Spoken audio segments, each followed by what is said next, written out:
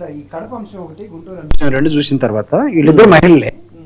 కానీ కాదంబరి జత్వాని ఒక లేడీ ఎక్కడి నుంచో వచ్చి నాకేదో జరిగిందన్న కంప్లైంట్ ఇస్తే ఆవిడ్ని దగ్గర పెట్టుకొని ఆంధ్రప్రదేశ్లో ఉన్నటువంటి ఐపీఎస్ ఆఫీసర్స్ని ఈరోజు పోస్టింగ్ ఇవ్వకుండా లేకపోతే ఇబ్బంది పెట్టినటువంటి ఘటనలు కనపడుతున్నాయి. అంటే నాకు తెలిసి ఆంధ్రప్రదేశ్ మహిళలు అంటే ముఖ్యమంత్రి గారికి ఏమన్నా ఇబ్బందా? పేద మహిళలు అండి, ఇంకా పేదవాళ్ళు, మధ్య తరగతి పేదవాళ్ళు అయితే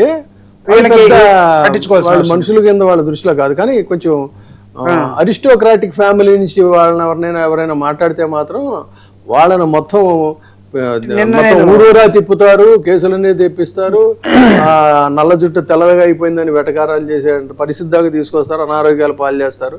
అది సబ్జెక్ట్ వేరే. మళ్ళీ ఇక్కడ వీళ్ళంతా పేదవాళ్ళు అంటే వీళ్ళ పేదవాళ్ళ ప్రాణాలు వాళ్ళ బతుకులు ఏముందండి, వాళ్ళు పెద్ద ఇది కాదనేది బహుశా. పేదవాడు బ్రతుక్కి పెద్దగా వాల్యూ లేదన్నమాట. ఎక్కడో మనకు cinema actors, cheaters, blackmailers, వీళ్ళకి దేశంలో ఎక్కడ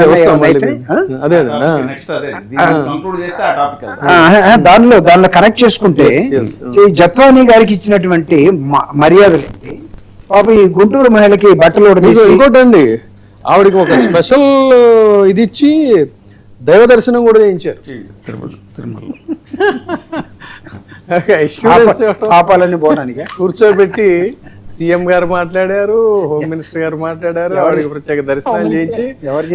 ఇప్పుడు ఇక్కడ పాయింట్ ఏంటంటే సాక్షాత్తు సిఐడి ఛార్జ్ షీట్ లో సబ్మిట్ చేసింది ఏంటి అన్నట్లయితే ఆవిడ చీట్ చేసింది, దానికి సంబంధించినటువంటి ఈ బ్యాంక్ రికార్డ్స్ కానీ అవి కానీ ఈ కానీ ఉన్నాయని చెప్పి అని అన్నారండి. సరే బాగానే ఉంది అంటే షీ ఫౌండ్ గిల్టీ.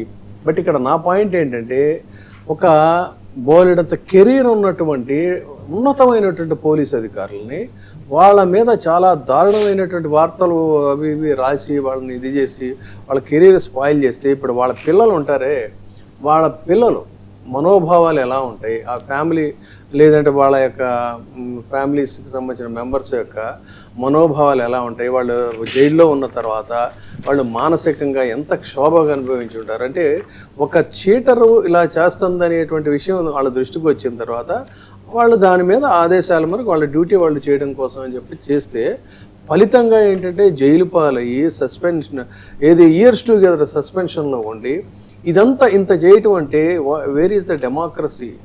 ఇది ఇక్కడ మనం ఆలోచించాల్సిన విషయం. అంటే ప్రజాస్వామ్యం ఎప్పుడు ఆంధ్రప్రదేశ్లో 2 సంవత్సరాల నుంచి అసలు అంత విఐపి అప్పుడు అంత అట్మోస్ట్ ట్రీట్మెంట్, అంత విఐపి ట్రీట్మెంట్, ఒక చీటింగ్ కేసు అండి. అది కూడా పోనీ ఒకవేళ తనే నిజాయితీ పర్రాలు అనుకున్నా కూడా సీఎం కూర్చోబెట్టుకుని మాట్లాడటం, హోమ్ మినిస్టర్ కూర్చోబెట్టుకుని మాట్లాడటం అంత అవసరం ఉంది అసలు? అందులో ఏమన్నా అదేమన్నా కనపడుతుందా?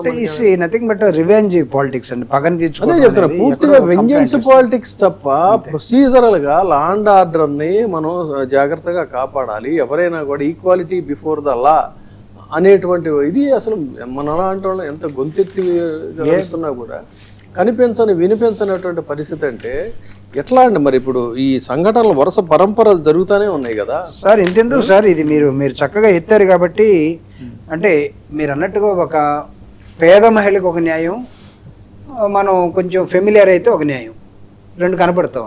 రెండవది అంతెందుకు విజయవాడలోనే ఒక లాకప్ డెత్ జరిగితే లేకపోతే ఇంకొకళ్ళు చచ్చిపోతే అక్కడ ఇక్కడ వాటన్నింటినీ వైఎస్ఆర్ కాంగ్రెస్ పార్టీ ఈరోజు పార్లమెంట్లో తీసుకెళ్ళింది. మానవ హక్కుల ఉల్లంఘన ఆంధ్రప్రదేశ్లో జరుగుతుంది, మనిషికి జీవించే హక్కు ఉండాలి, సివిల్ రైట్స్ ఉండాలి. జగన్మోహన్ రెడ్డి గారు మనిషిని వేధించే హక్కు కానీ లేకపోతే మనిషిని చంపేసే హక్కు కానీ పాలకుడైనంత మాత్రాన పాలకపక్షానికి ఉండడానికి వీల్లేదు, ఇది ప్రజాస్వామ్యం ఈ విధంగా ఉండదు అని చెప్పడం కోసం ఈరోజు వైఎస్ఆర్ కాంగ్రెస్ పార్టీ పార్లమెంట్లో అడ్జర్న్మెంట్ మోషన్ అడిగింది కూడా, గురుమూర్తి లెటర్ ప్యాడ్ మీద ఇవ్వడం జరిగింది. అంటే దానికి కూడా వైఎస్ఆర్ కాంగ్రెస్ జగన్మోహన్ రెడ్డి గారిని ఏమేమి విమర్శిస్తున్నారు తెలుసా? ఇక్కడ విషయం అక్కడ దాకా తీసుకెళ్లాలన్నా ఏ విషయం తీసుకెళ్తారు? అంటే అది సామాన్య వాళ్ళ ఉద్దేశం ఆంధ్రప్రదేశ్ భారతదేశంలో ఒక భాగం కాదంటారా?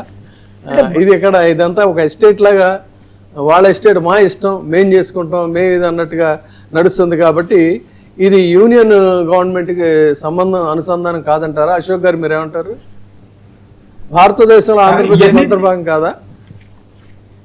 ఇప్పుడు ఒక్కటే కాదు, రెండు కాదు, ఆంధ్రప్రదేశ్ లో ఇన్ని ఇన్సిడెంట్లు జరగడానికి మూల కారణం ఒకటే. మనం ఈ సందర్భంగా ఒక మాట మనం గుర్తు చేసుకోవాలి సార్. ఎలక్షన్ అయిపోయినాక 3-4 నెలల తర్వాత కాబోలు ఆనరబుల్ సీఎం గారు ఒక సమావేశంలో వైఎస్ఆర్ సిపి వారికి మిగిలిన వాళ్ళకి ఎటువంటి పనులు చేయొద్దు అనేది ఒక బాధాకరమైన మాట మాట్లాడారు.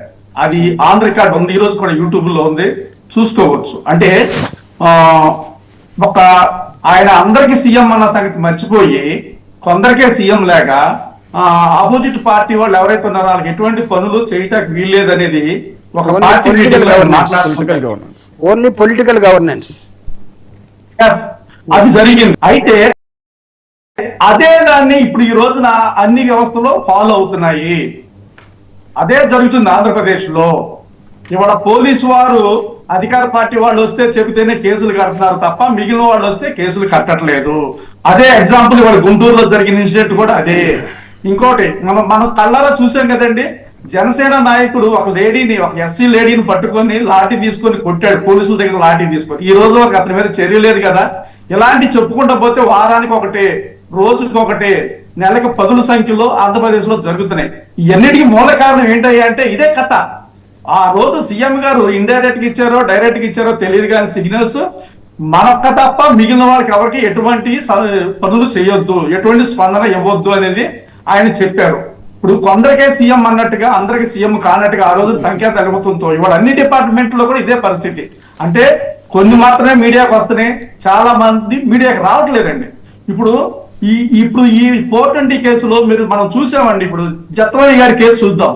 దాని మీద ఒక సీఎం గారు స్టేట్మెంట్ ఇవ్వాల్సిన అవసరం ఏముందండి? సీఎం స్థాయిలో ఉన్న వ్యక్తి దీని మీద ఒక స్టేట్మెంట్ ఇచ్చి ఎక్కడో అన్యాయం జరిగిపోయింది, ఒక మహిళకి ఈ విధంగా జరిగిపోయిందని స్టేట్మెంట్ ఇచ్చారు. మరి ఈ రోజున ఏ మహిళకైతే అన్యాయం జరిగింది అంటున్నారో ఆ మహిళే మిగిలిన వాళ్ళు అన్యాయం చేసింది. ఇప్పుడు మన విజయవాడ నివాసి ప్రముఖ పారిశ్రామికవేత్త కొక్కల నాగేశ్వరరావు గారు ఇచ్చిన కంప్లైంట్ మీద ఆమె తీసుకురావటం ఇక్కడ ప్రొడ్యూస్ జరిగింది. కానీ ఈ రోజున ఏం జరుగుతుంది? ఛార్జ్ షీట్ ఫైల్ చేసిన తర్వాత ముగింపుగా ఎలా చెప్పారండి? ఇప్పుడు వీళ్ళు కేవలం నిందితురాలే ఏమే ఇక్కడ ముద్దాయిగా ఉంది అని చెప్పి ఛార్జ్ షీట్ లో ఫైల్ చేశారు సిఐడి వాళ్ళు.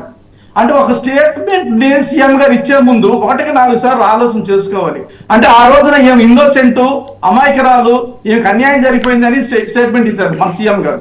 మరి ఈ రోజున ఏమైందండి? ఆయమ్మ మన ముద్దాయి అని చెప్తున్నారు కదా స్టేట్ గవర్నమెంట్, పోలీసు వారు. అదే దర్యాప్తు కంప్లీట్ అయిన తర్వాత ఇప్పుడు ఏమన్నా ఇప్పుడు అంటే నేనేమంటానంటే తొందరపడి కోయిల ముందే కూసిందని మాకు పాట కూడా ఉందన్నమాట. సో నేనేమంటాను, ప్రతిదీ ఇది పార్షియాలిటీ చూపించడం వల్ల వెంజన్ పాలిటిక్స్. ఇప్పుడు మన అన్నగారు చెప్పారు కదా, జూపుడు అన్నగారు చెప్పినట్టు ఎన్ని వెంజింగ్ పాలిటిక్స్ వల్లే లా అండ్ ఆర్డర్ మొత్తం పక్కదారి పట్టేసింది. హోమ్ మినిస్టర్ గారికి కంట్రోల్ లేకుండా పోయింది. అసలు ఎక్కడ కూడా 1 కాదు 2 కాదు ఇలా చెప్పుకుంటూ పోతే ఇవన్నీ మీడియాకి వచ్చాయి సార్.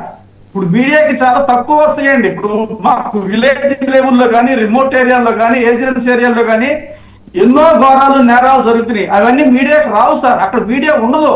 కేవలం మనం విజయవాడ నగరాల్లోనో, జిల్లా స్థాయిలోనో, మండల స్థాయి వరకు ఒకే మీడియా ఉంటుంది, కవర్ చేస్తుందేమో. కానీ ఈ రిమోట్ కంట్రోల్, రిమోట్ ఏరియాకి వెళ్తాం మనం, ఏజెన్సీ ప్రాంతాలకు వెళ్తే అసలు అక్కడ ఎన్ని గొడవలు అవుతాయి అంటే రోజుకి ఈ పార్టీ వాళ్ళు ఆ పార్టీ వాళ్ళతో మాట్లాడరండి. కనీసం ఇరుగు పొరుగు మంచి చెడ్డ కూడా లేదు.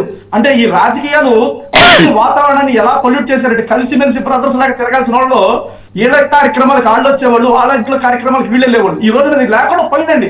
ఆ వాతావరణం లేదు, విలేజ్ అట్మాస్ఫియర్ మొత్తం పాడైపోయింది రాజకీయాల వల్ల. సరే, ఇప్పుడు ఈ పార్టీ రేపు ఒక్క మాట అండి, చెప్పండి మేడం. రిమోట్ ఏరియాలో అంటున్నారు. రిమోట్ ఏరియాలో కాదండి, నెల్లూరులో జరిగింది. నెల్లూరులోన ఇదే రకంగా ఒక మహిళను వివస్త్రం చేశారు. కాకపోతే అక్కడ సీసీ కెమెరా లేకపోవడము, లేకపోతే అక్కడ ఎవరో ఆ టైంలోన సెల్ ఫోన్ తో లేకపోవటం మూలాన ఆ అమ్మాయి ఎంత ఏడ్చి గొగ్గోలు పెట్టినా గానీ ఈ రోజు విషయం బయటికి రావట్లా. నిన్న గుంటూరులో జరిగిన విషయానికి ఎంతో మంది, కొంతమంది చుట్టుపక్కల ఉన్న వాళ్ళు ఈ దారుణం ఏంటని కొంతమంది ఫోన్ లోన అది వీడియో తీశారని చెప్పి పోలీసులు వచ్చి ఆ ఫోన్లన్నీ, చుట్టుపక్కల ఉన్న వాళ్ళ ఫోన్లన్నీ కలెక్ట్ చేసుకుని వెళ్ళారండి. ఇప్పుడు ఆ ఫోన్లో మా ఫోన్లో మాకు ఇస్తారా ఇవ్వరా అని మేము వెళ్ళి అక్కడ పరామర్శకి వెళ్తే వాళ్ళు వచ్చి అడుగుతున్నారు, మా ఫోన్లు మాకు ఇస్తారా అమ్మా, ఇవ్వరా అమ్మా, ఇంత దారుణం జరుగుతుంది, ఈ విషయం మరి బయటికి తెలియాలి కదా అన్న ఒక ఉద్దేశంతో మేము తీసాం తప్పితే గాని మేం తప్పు చేయలేదు, మా ఫోన్లు పట్టుకెళ్ళినారు, మా ఫోన్ల పరిస్థితి ఏంటి అని అడుగుతున్నారు. అంటే ఈ రోజు ఎవరైనా సాక్ష్యం చెప్పినా గానీ లేకపోతే సాక్ష్యంగా ఏదైనా వీడియో తీసినా గానీ ఈ రకమైన బెదిరింపులు. మీరేం చెప్పారు చిన్న మేడం, మీరేం చెప్పారు? ఫోన్లు ఇస్తారా ఇవ్వరంటే? ఫోన్లు ఇస్తారా ఇవ్వరా అని అడిగితే ఈ రోజు పోలీసులు ఎలా ఉన్నారు? ఎమ్మెల్యే గారు పర్మిషన్ ఇస్తే అప్పుడు పోలీసులు ఇస్తారేమో. మీరు ఎమ్మెల్యే గారు అక్కడ ఉన్న మాధవి గారు పర్మిషన్ ఇస్తే నెక్స్ట్ నేను ఇస్తారేమోనండి. ఓకే అండి, అదే చూద్దాం. అయితే ఒక మాట, ఇక్కడ మీరు రేపు అంబేద్కర్ గారి దగ్గరికి వెళ్ళి మీ వినతి పత్రం ఇస్తామని చెప్పని అన్నారు. ఒకవైపు పట్టపగలే ఇంత దారుణాలు జరుగుతుంటే సరే, ఇవన్నీ ఒక నిరసన కార్యక్రమం కింద దీన్ని చూడాలి. దానివల్ల కూడా పెద్ద ఫలితం ఉంటుందని నేనైతే అనుకోను. సో ఆ తర్వాత మరి ఏం చేస్తారు ఏంటనేది చూద్దాం. అయితే ఇంతకంటే కూడానండి, ఇవన్నీ ఏంటంటే మనకి ఒక హింసాత్మకమైనటువంటి సంఘటనలు, వాటి గురించి వీటి గురించి అందరం డిస్కస్ చేస్తున్నాం. కానీ చాప కింద నీరులాగా అసలు కనిపించనటువంటి విధంగా మరి మీ అధినాయకుడి దృష్టికి కూడా మీరు ఈ విషయాన్ని తీసుకెళ్తారో లేదో తెలియదు కానీ